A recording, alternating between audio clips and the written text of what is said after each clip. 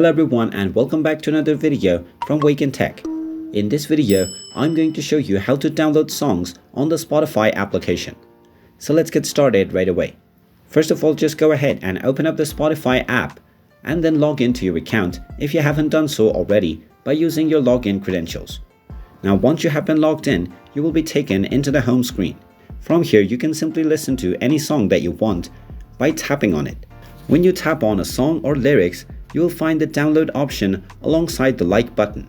If you tap on it, you will be asked whether you want to explore the premium feature.